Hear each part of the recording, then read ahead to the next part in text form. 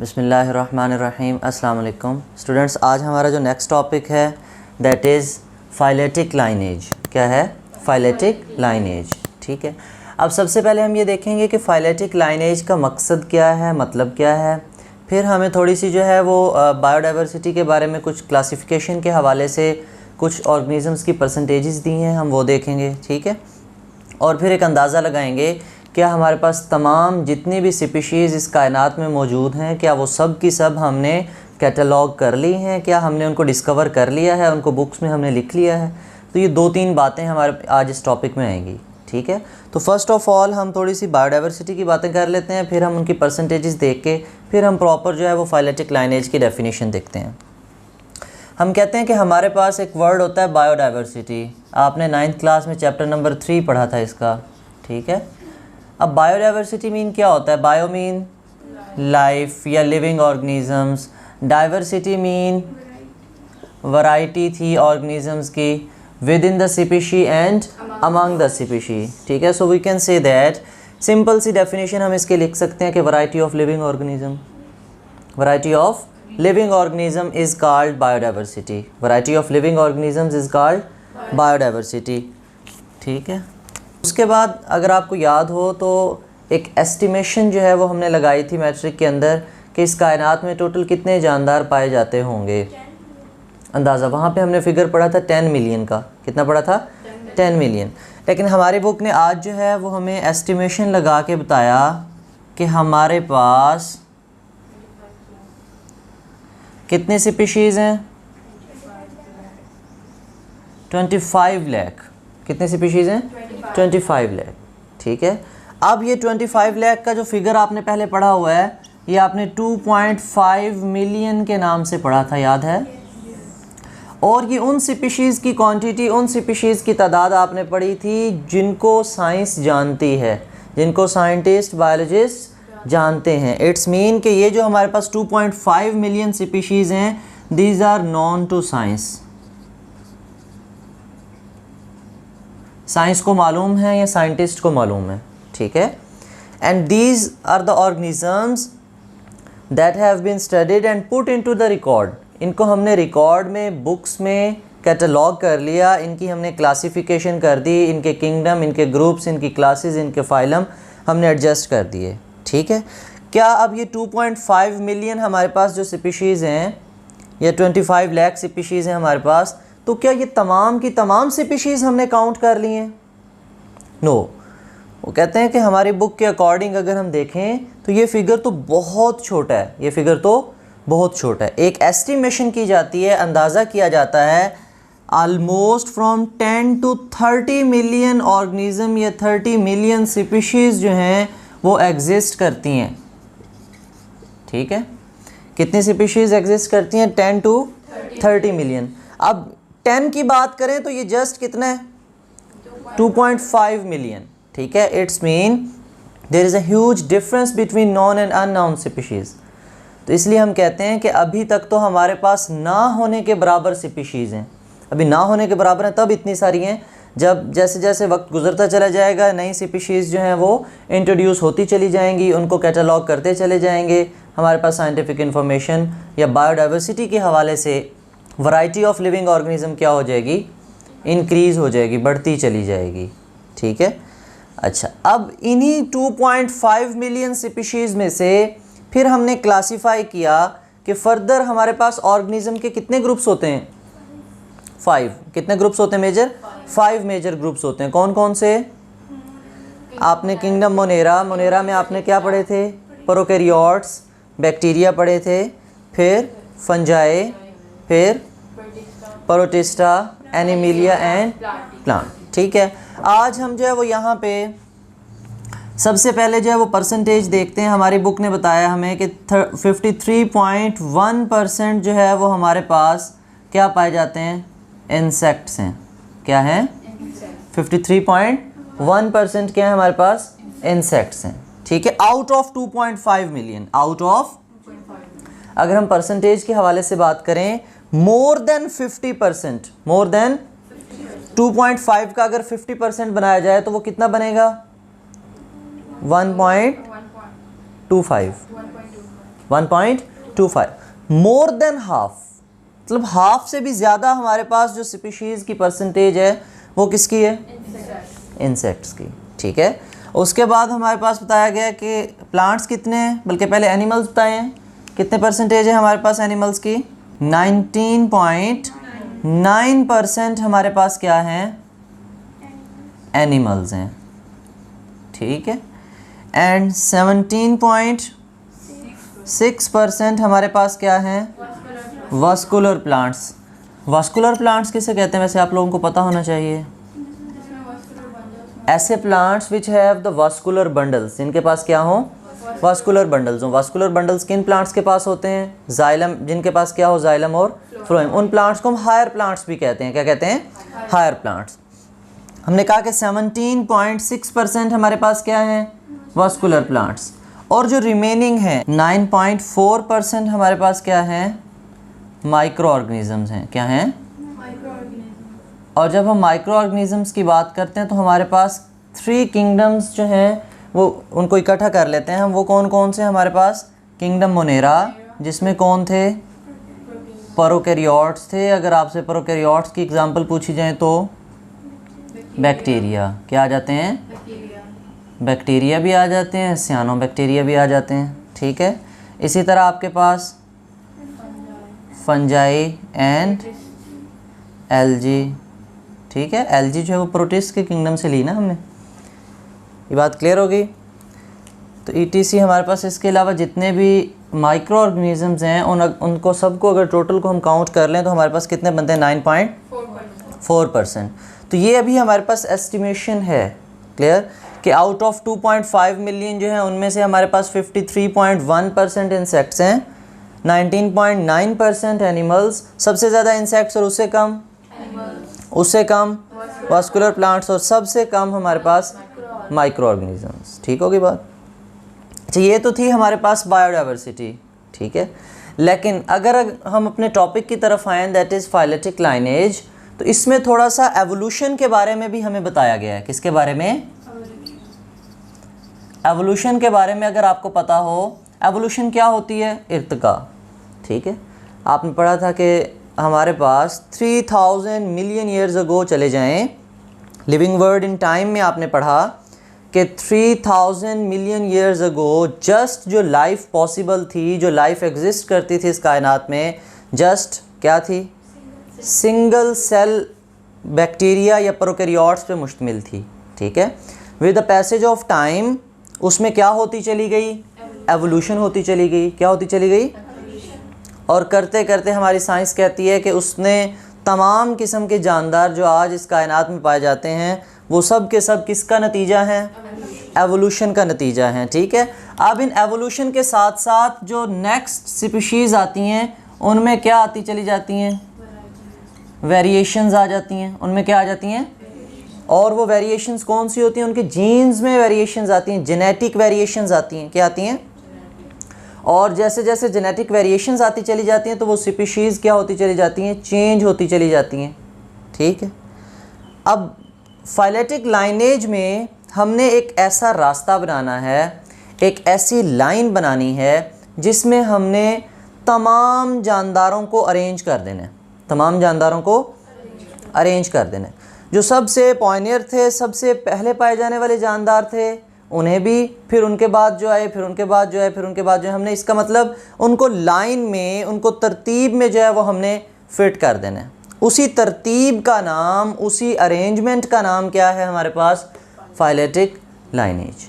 ठीक है, अच्छा, अब बात ये है, वो कहते हैं कि हमारे पास ऐसे जानदार, क्या तमाम दुनिया जहान के जितने भी जानदार आज तक आए उनका हमारे पास रिकॉर्ड मौजूद है? नो।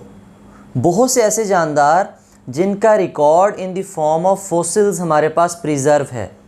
फिर हमने फॉसिल के रिकॉर्ड की बात की थी। हमने कहा था कि हम फॉसिल का रिकॉर्ड कैसे मेजर कर सकते हैं?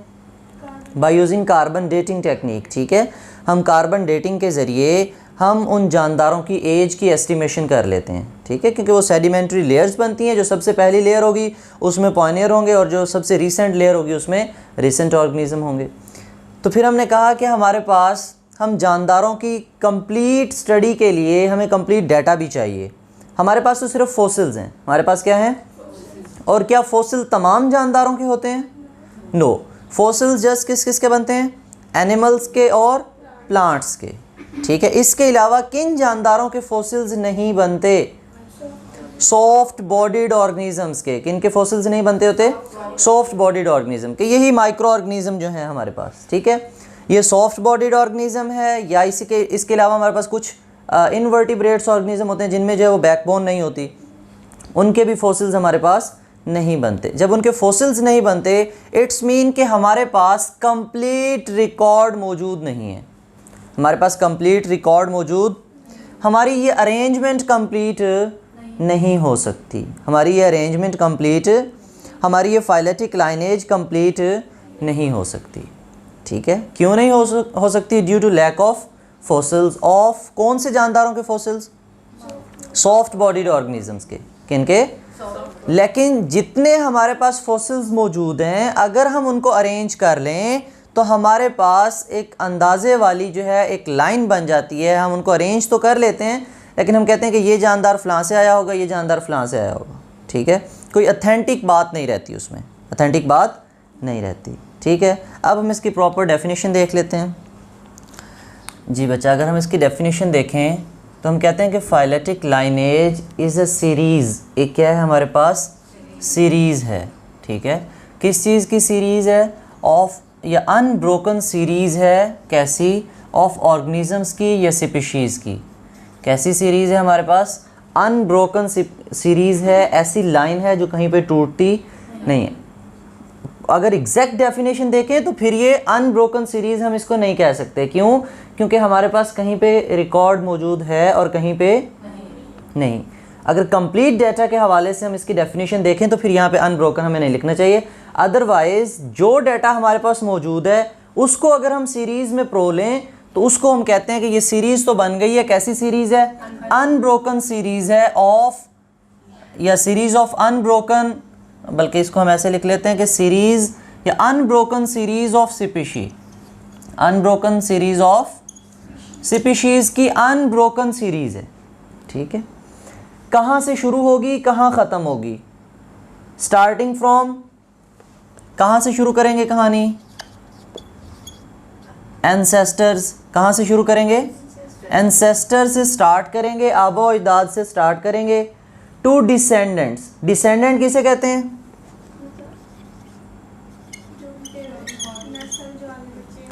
डिसेंड का मतलब होता है, अगर आपको याद हो, आपने वो मैथ्स में पढ़ते होते थे, ये असेंडिंग ऑर्डर, डिसेंडिंग ऑर्डर। ठीक है, तो असेंड का मतलब होता है नीचे से ऊपर जाना, और डिसेंड का मतलब होता है ऊपर से नीचे आना। ठीक है, तो एंसेस्टर टू डिसेंडेंट्स, आबा व अजदाद से औलाद की तरफ आना, बच्चों की तरफ आना, निचले दर्जे की तरफ आना। ठीक है, जो हम सीरीज़ बनाएंगे उसमें सबसे पहले हम किसे लिखेंगे?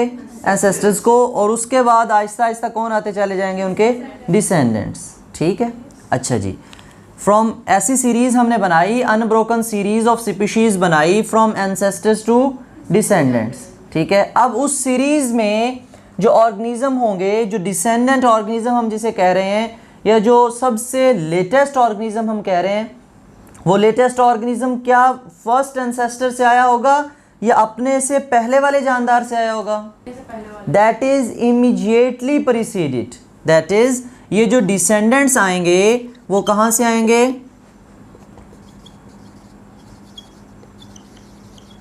Immediately preceded.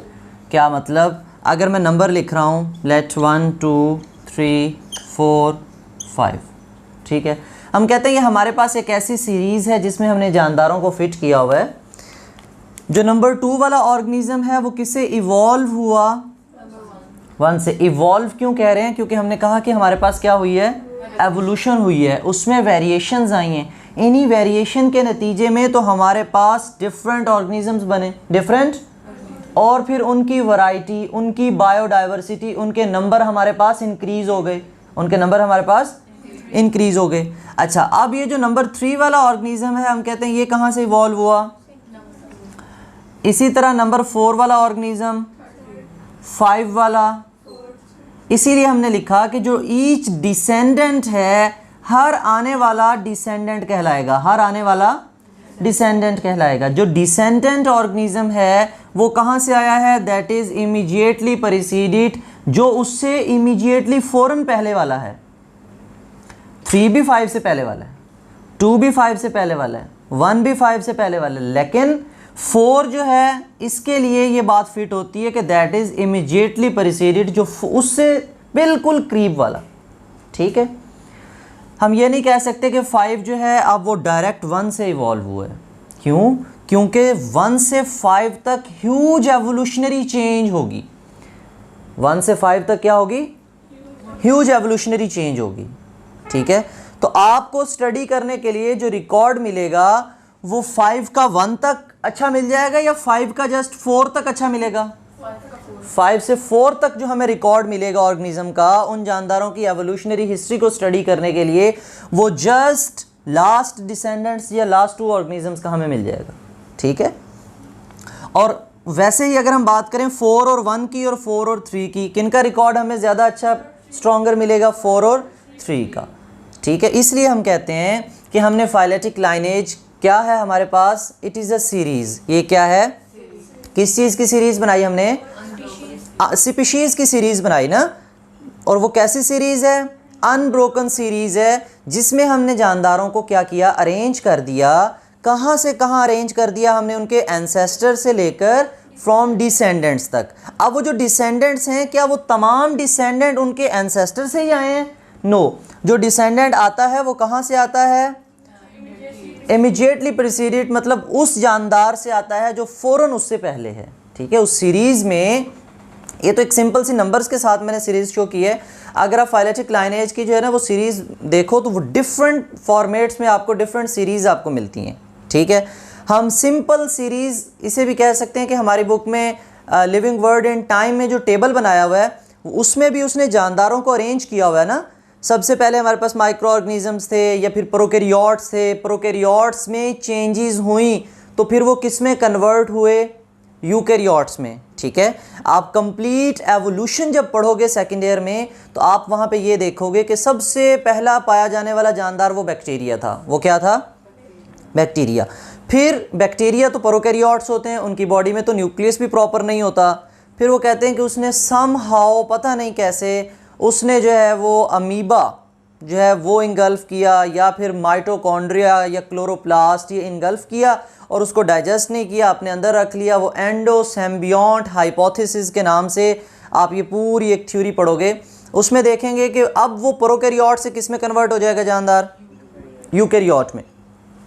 इसी तरह हेटेरोट्रॉफिक मोड से कन्वर्ट हो जाएगा, अगर उसमें क्लोरोफिल आ गया तो ऑटोट्रॉफिक मोड ऑफ न्यूट्रिशन में कन्वर्ट हो जाएगा। ठीक है, फिर वो यूनिसेलुलर से सिंपल मल्टीसेलुलर की तरफ जाएगा, फिर मल्टीसेलुलर से कॉम्प्लेक्स मल्टीसेलुलर की तरफ जाएगा।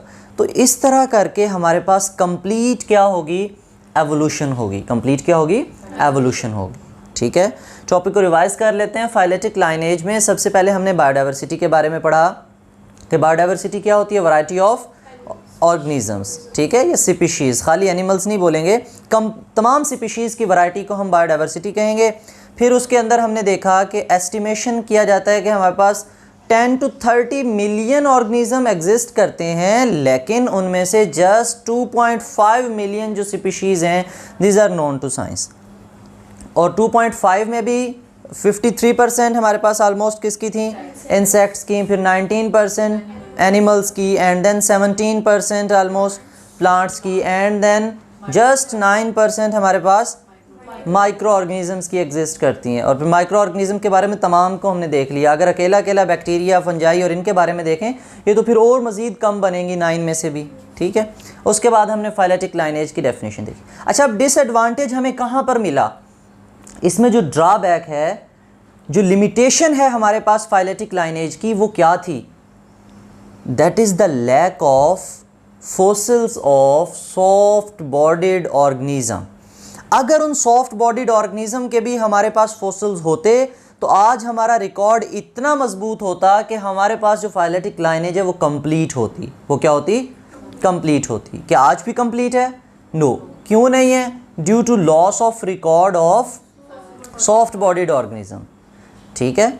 जब हम फॉसिल कहते हैं ना तो फॉसिल इट्स मीन कि फॉसिल्स तो एग्जिस्ट कर रहे हैं, फॉसिल तो रिमेन्स ऑफ एक्सटिंक्ट ऑर्गेनिजम्स। हमारे पास फॉसिल्स तो हैं लेकिन उन जानदारों के फॉसिल्स नहीं हैं जो सॉफ्ट बॉडीड ऑर्गेनिज्म थे, जो क्या थे, सॉफ्ट बॉडीड ऑर्गेनिज्म थे, ठीक है।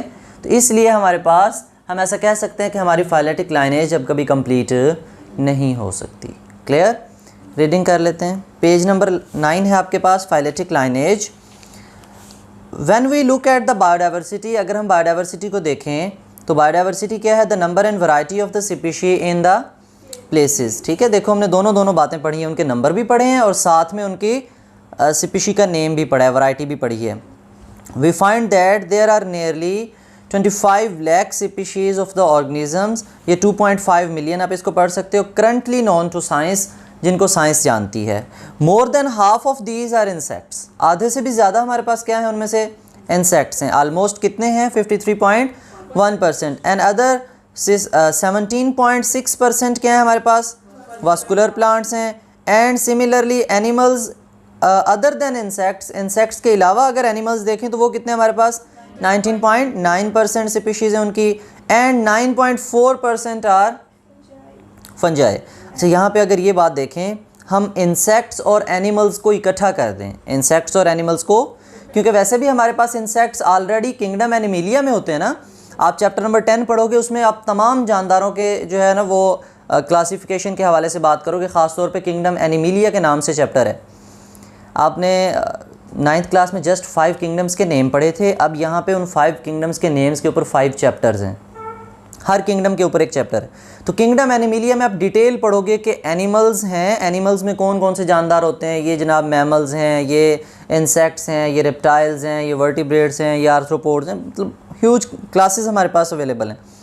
अच्छा, अगर हम उनको मिला दें 53.1% और 19.9%, कलेक्टिवली हम ये कह सकते हैं कि तमाम एनिमल्स, क्योंकि यहाँ पे हमने बात की एनिमल्स अदर देन इंसेक्ट्स, अगर इंसेक्ट्स को भी इंक्लूड कर लिया जाए तो फिर आप परसेंटेज बना लोगे, 73 हो जाएगी।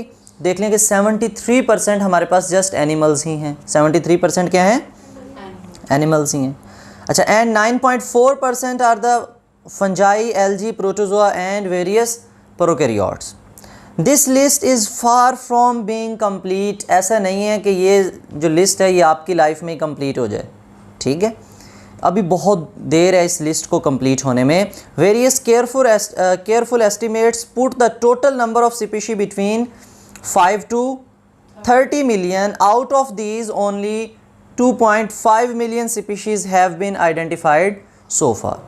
The life today has come into existence through the phyletic lineage are the evolving population of the organism living in the remote past. Remote past किसे कहते हैं हम, इमीडिएट, ठीक है। अच्छा, ख़ासतौर पे हम रिमोट एरियाज़ का नाम बोल रहे होते हैं। रिमोट एरियाज़ किसे कहते हैं,